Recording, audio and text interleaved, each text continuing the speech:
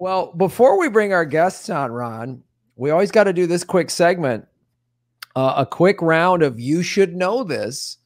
For those of you watching the game show for the first time, this was called the Political Vigilante Game Show. We have since renamed it to Anything Can Happen, which you will see tonight. Anything can happen. And then this segment is You Should Know This, which Ron knows a lot about music. I don't. And he will say a lyric from a song that I should probably know, and maybe he'll give me hints. And then I know a lot about movies, and Ron does not. So it's that's how we're going to do a quick round of You Should Know This. Ron, you want to go first? Sure, I'll go first. And I got another. I think this is an easy one for you, because this is big in a movie. I'll give you that hint right off the bat. This is okay. This has a very prominent spot in a movie. I don't want to say too much, but I was swimming in the Caribbean. Animals were hiding behind the rocks.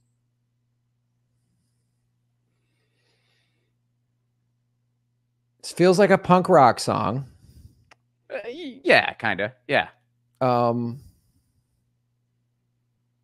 mean, I always just want to say the Ramones. Not the Ramones. Not the Ramones. Oh, I can't look at the chat because people are going to go nuts in the chat. People know it. Yeah, people for sure know it in the chat. There's got. I mean, I'm not looking at it either, but yeah, I'm going to put the brand one. Okay, so okay, or the banner one. I can tell you that the is close. Oh, is it that band called the? Good guess, but no. Only because I just always loved that band name, even though I couldn't tell you one song or anything. But I was just like, haha, they went the. Yeah. Well, you know, ZZ Top picked their name because they wanted to just be last in a record store. They thought like it would help them sell records if they were just like ZZs. They're like, we're always going to just be last. That's brilliant. Yeah.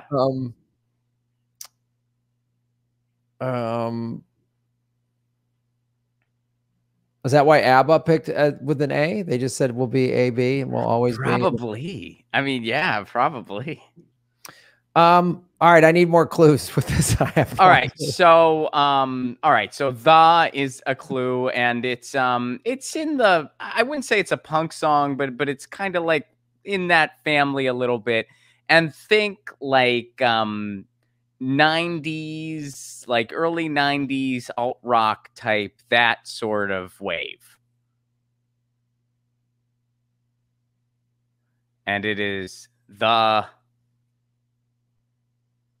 something. Alt 90s punk rock? Yeah, punky rock. I mean, I wouldn't say. Oh, is this I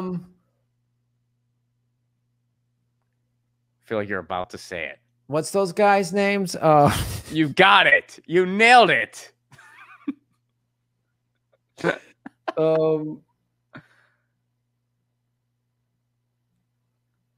It's not. What's that band that does that song? These are the best moments of our lives. Take a photograph and put it in your mouth. Is it that band? What are they called? You're getting colder. Oh. Yeah, I don't think that's them. No. And I can't even name that band. Shit, they're pretty I'm actually not sure either, but is it? So there's a the in the title, so it's not 90s alt rock. 90s alt rock. The is in the name of the band, had a prominent spot in a movie that you for sure know. And it's even a movie that I know, actually, although I was familiar with the band outside of the movie. But oh man, it's actually one of my favorite movies. I'll give you that hint too. It's one of my favorite bands too. But it's one of my favorite. Dave Anthony's a big fan of them.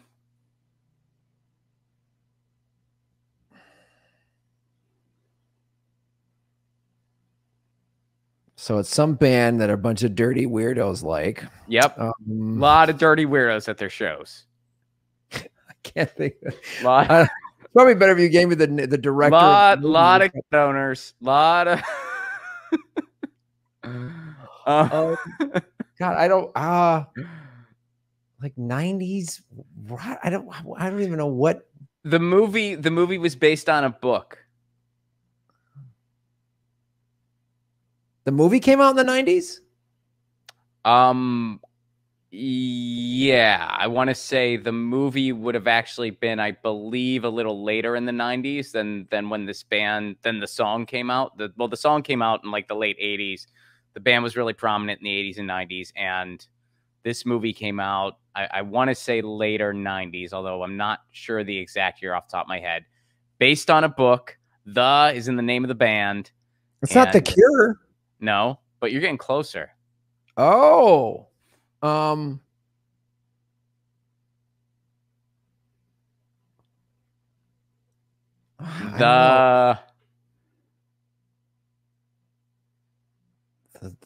it's not the Smiths. Don't guess the Smiths. It's not the Smiths. that's all. I figured that was where you're going to go next. I'm really running out of options here, Ron. All right. Well, all right. Do you want to? Yeah, just tell me. It is the Pixies. The song is "Where Is My Mind," which was featured during that amazing scene at the end of Fight Club when he's holding Marla's hand. And the song kicks in. That song was released in '87 on Surfer Rosa. The Pixies, of course, big in the 80s and 90s. And then I want to say Fight Club was 99. Is that correct? Was 99. Yeah. Okay. So yeah, I thought with the movie that would be like a Graham-centric one. It's very Graham-centric. I've watched that movie a bunch of times, and I would never know, oh, that's a Pixie song. Oh, right on. All right. A million years would I know that's a Pixie song. That's a Pixie song. It's a big hit. Yeah. They're blowing up the credit agencies at the end of the movie, and he says, "I'm going through a real time right now." Yeah, and then I mean, it's such a perfect. I mean, it's called song placement, and that's one of the most beautiful moments of song placements. That I mean, I'm not a movie guy like you, but one of my favorite song placements in all of. I mean, because that's one of my favorite movies. I love that. It's a great movie. All right, here's my pick. I was debating which one to do, but I wanted to do I did that one before. Let's see. Let's do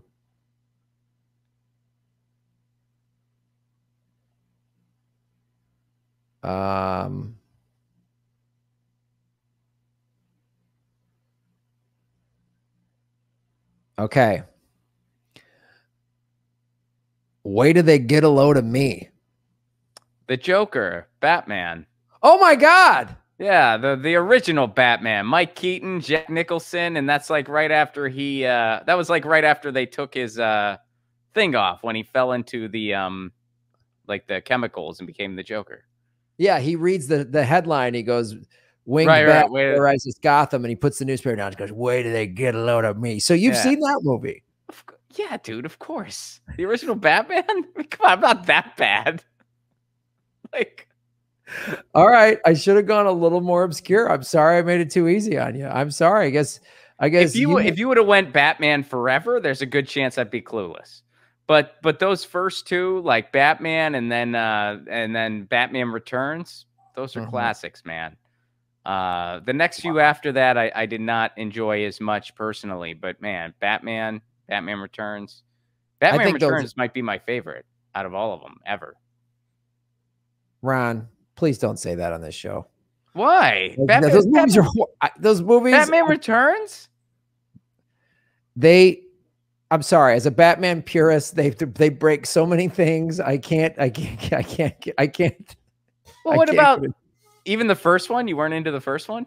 No, he brings Vicky Vale into the Batcave. Batman's never going to bring a girl into the Batcave. Like, this is like, it drives me nuts. And then he knew the Joker. The Joker killed his parents. No, you don't. That's the whole point of the Batman, was a random criminal just killed his parents in Crime Alley. You don't need this vengeance tale. There's all this stupid Hollywood. It drives me insane. And Michael Keaton played Bruce Wayne the way he played the Batman. He played Bruce Wayne dark and brooding, and no, Bruce Wayne is the mask. Bruce Wayne is the billionaire playboy. That's the mask. The Batman is this drives me. I can't even. I'm sorry. All right. Well, I don't know, man. I enjoyed Batman Return. I thought Danny DeVito was brilliant as the Penguin. I liked, yeah. Sure. I mean, those movies focus more on the villains than on Batman, so I can see as like a very big Batman enthusiast how you wouldn't like that. Well, and they don't even get the villains right. So in Batman Returns, Catwoman, Selena Kyle, in the comics, she's a prostitute and a street criminal. And they made her just this like bumbling secretary that decided to get cat powers or something. Like it was insane. They gave her like weird cat powers. She like hits her head. I can't even, we're not going to, we got to get the show moving along. Usually superhero movies don't stretch anything. I mean, usually they're totally like, it's really, I mean, usually you just get bit by a radioactive spider, something totally believable. But in that one, she had weird cat powers. This is why, Ron, in the Batman world, everyone it's grounded in reality. Batman doesn't have superpowers other than being rich. The Joker is just a crazy person who was crazy evil shit. Catwoman was a prostitute that becomes a cat burglar.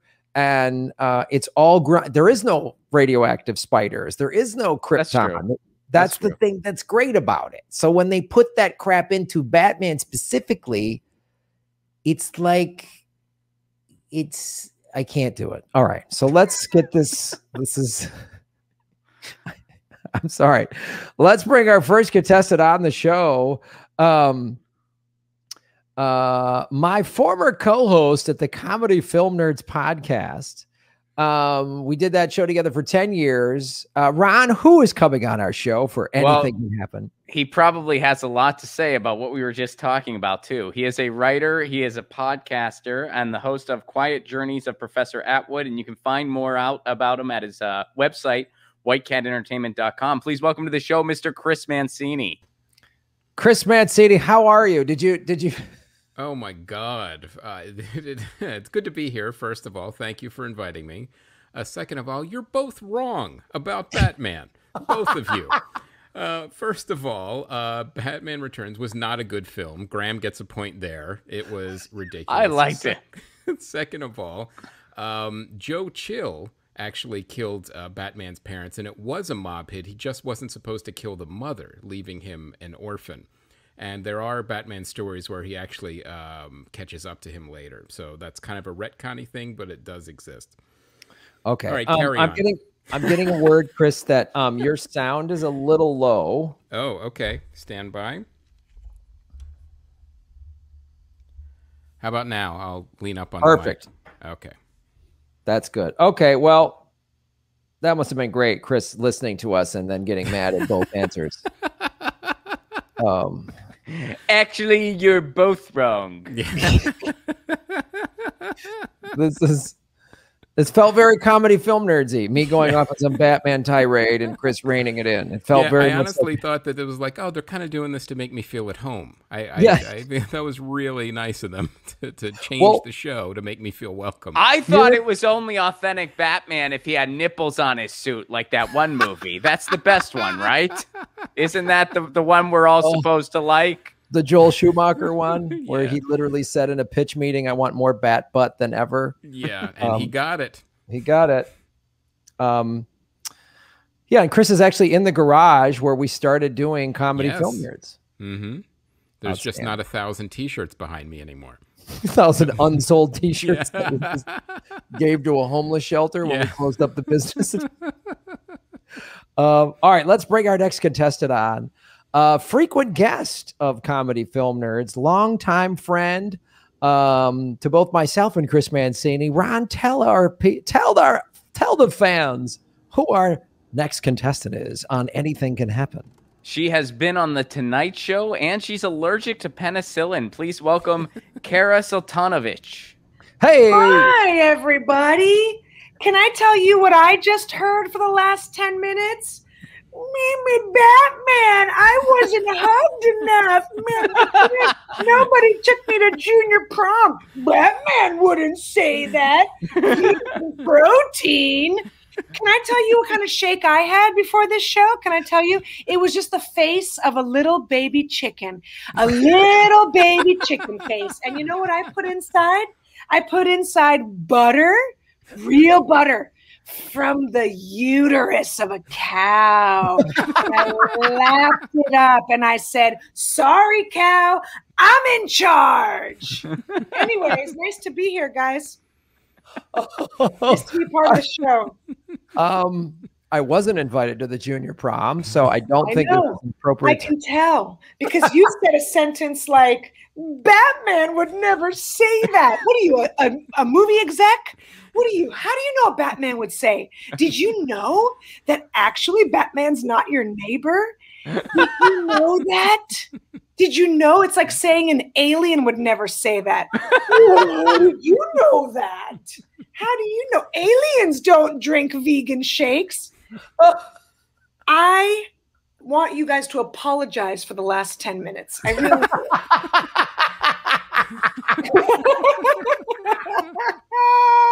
Thanks for watching, everybody. Please hit the like button, the subscribe button. Go to patreon.com/Graham Elwood and rockfin.com/Graham Elwood, where you can support the show. Also, I have a Bitcoin wallet, a Bitcoin Cash wallet, and an Ethereum wallet in the show notes. We're taking cryptocurrency. I have a Coinbase affiliation link. We're going to be getting on some other exchanges. So that's how you support the show. Make sure you hit the subscribe button. YouTube is unsubscribing us at an alarming rate. I have a PayPal button at GrahamElwood.com. I even have a Venmo at Graham-Elwood. There's a lot of ways to support our show. We are getting crushed by YouTube. We've dipped under 73,000 subscribers because of YouTube. Thanks for supporting what we do.